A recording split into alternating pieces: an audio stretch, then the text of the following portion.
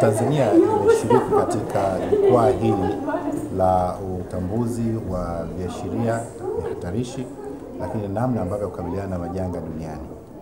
Na Tanzania imeweza kushirikisha dunia namna ambavyo uzoefu wake ulivyo katika kukabiliana na majanga. Tanzania imekuwa na uzoefu mkubwa sana namna ambavyo tunakabiliana na majanga ndani ya nchi yetu, lakini wakati mwingine namna ambavyo tumesaidia hata majirani zetu kukabiliana na majanga. Uzoefu ni mkubwa kwa maeneo mbalimbali, majanga ya maporomoko ya matope kwa mfano kule Hanang, lakini vile vile maporomoko ya majengo na wakati mwingine mafuriko. Kwa hiyo haya yote namna ambayo tumekabiliana nayo imesaidia sisi kuweza kuwaonyesha dunia uzoefu mwingine kutoka katika eneo la Afrika.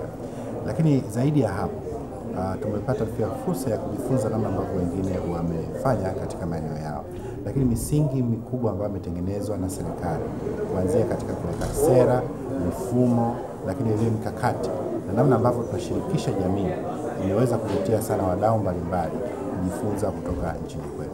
Tunaelekea katika kuhakikisha kwamba tunakuwa na kituo cha umahiri ya namna ya kukabiliana na majanga Tanzania. Hili tunataka kulifanya na wenzetu wako tayari kushirikiana na sisi, lakini vile kuja kujifunza kwetu namna ambavyo tumeweza kufikia hatua hii.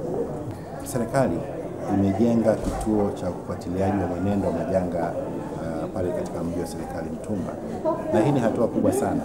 Si nchi nyingi za Afrika au Afrika Mashariki ambao wameweza kufikia hatua hii. Kituo hiki kinatusaidia kutabiri namna ambavyo ukubwa wa majanga, lakini vile namna ambavyo yatafika, na hivyo inasaidia namna ya kupanga namna tutakabiliana nayo. Ni kituo kikubwa na kizuri sana na cha kisasa. Uzoefu huu unatusaidia sana sisi, lakini vile unaweza kusaidia na nchi jirani. Tunapokea taarifa kutoka kwa majirani, lakini vile sisi tunawapatia majirani zetu taarifa zinazoweza kuwasaidia namna ya kukabiliana na majanga ambayo yanawakabili.